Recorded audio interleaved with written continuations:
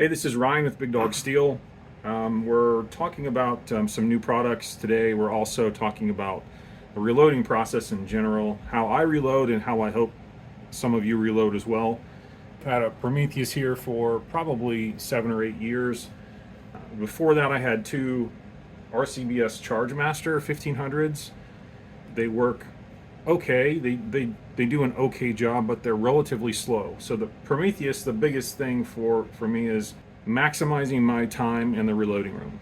And the Prometheus does a great job of that. It's also incredibly accurate. It's not affected by environmental conditions, etc., etc. I normally would take, a piece of brass, charge it in the Prometheus, take it straight over to my Forster coax over here, and seat a bullet, and then it goes into a box. So normally I start with a base charge, and I'll make a row of 10, and that's my backup just in case I get one weird overthrow. It's 2 or 3 kernels over or something along those lines, where I don't have to wait.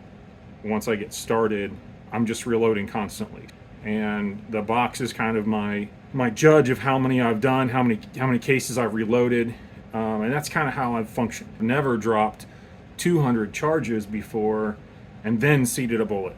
You can kind of see here, these are just some once fired cases. They're relatively tight. Here I've got a Magnum, I've got a 308 and a 223. You can see they're a little even tighter on the Area 419. So when you put a funnel on them, the Area 419 are fairly good. There's not a ton of movement. There is a little bit of movement. And for a shorter case, it's really not that big of a deal. It seems to work out pretty well. Where I get into trouble is when they're stacked up, and you have a bunch of them that are stacked up here. And let's just say you want to try and pull this one. Well, I have bigger hands, and it can be difficult for me to get in here and pull this case without touching these or potentially spilling powder out of those. It's just a little bit more awkward and a little bit more difficult. So I started thinking about what I really wanted and what I really want in a case or a case block, and this is kind of what we came up with. So this would be our new case block, but this is a 308. On the other side, it's 223, and it's completely modular. So we built this to be an entire ecosystem of parts that you can add on to, you can take off of, you can purchase individually, or you can purchase them as kits. There's a ton more space in between here. So this is a 25 case reloading block. And for my style of reloading, where I'm continually going from the Prometheus to the coax to a box, this works extremely well for me. You can tell that it's really tight. There's almost no wobble here. There's just enough clearance to get the cases in and out and not have any issues. We've put a lot of thought and design into these parts, and kind of what we've come up with for this. You can see this raised area in between and around each cartridge, and that's in case you do have that. Once in a while you have that double charge, or the double charge of powder. The powder can kind of sit in these rows or not go back into the tray.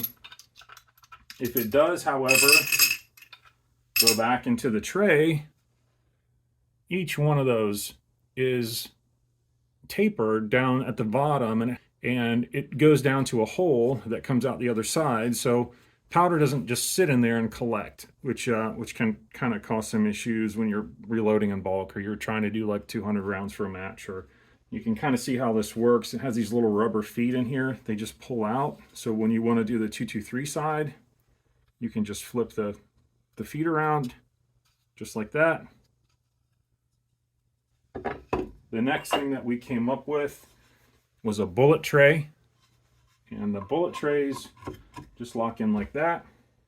The other thing that we did was we numbered your first 20 spots. And those numbers on there kind of work really nicely for load development. And again, we could have put 50 pieces of brass in this tray, but you'd end up with a very tight spacing.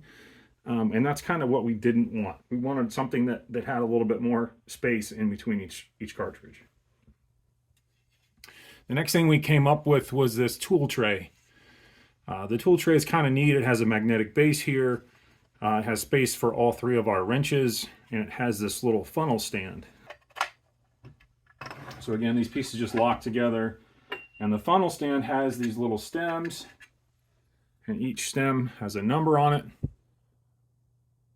and those numbers correspond with what caliber they go to, and you can see that they fit really nicely. So this is a 6mm insert from Area 419, and this is a 6mm stem. The stem fits in there really nicely, and there's very, very little movement. 6.5, there's a 7, 22,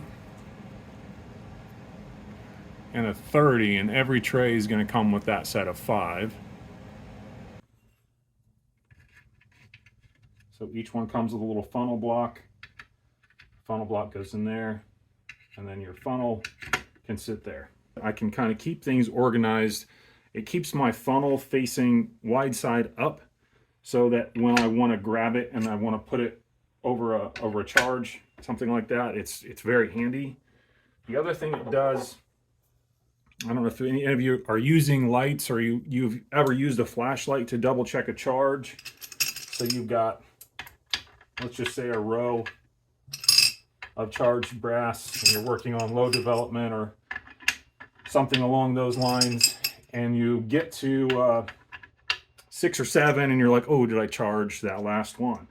So you take a light and you put it on there and you check your charges. We obviously sell these wrenches separate. If you haven't seen these wrenches, they're really nice. This is the Lee version. Kind of see that one.